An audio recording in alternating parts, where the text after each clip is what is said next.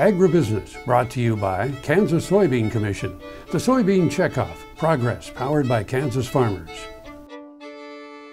Good morning and welcome back to the show. We're at the 2013 Swine Profitability Conference here on the campus of Kansas State University in Manhattan.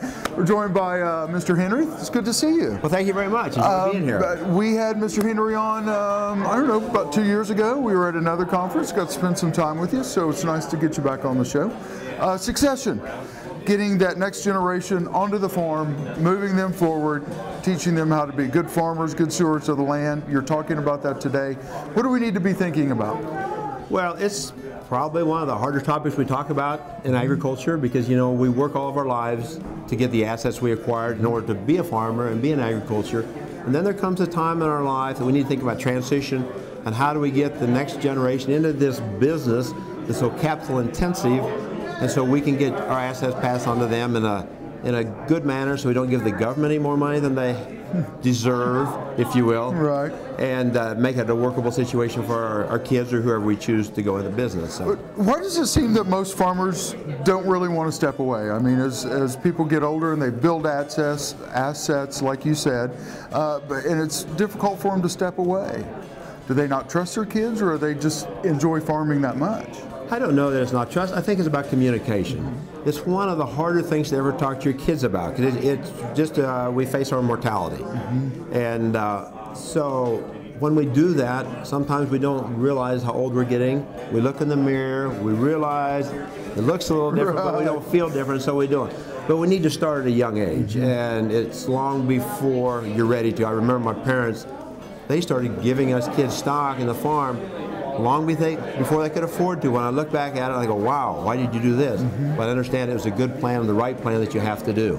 What's the first step? Should we all sit down at the dining room table and say, here's our long-term plan? The first step I think you have to have some expert legal advice. And the reason is you need a tax attorney to help you meander through the tax issues you have to deal with. And then you need a trusted third party. And that person, it could be a family friend, a banker, someone there's a mediator for your family. Right. Long-term relationships. So when the emotion of the family comes into play, they can help take that out and you can make a decision. So many times the people I've talked to have made decisions and made plans but never implement.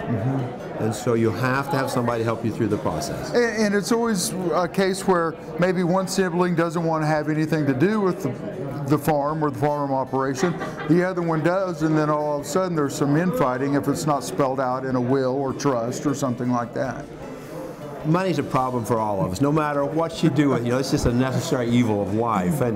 And we just need to come up with just an open communication way and true. And many families, there's no plan. Every family is so different.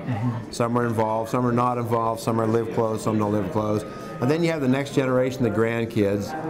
And so I think the older generation, my generation, what we need to think about is not how we sell our assets, but how we gift and transfer our assets.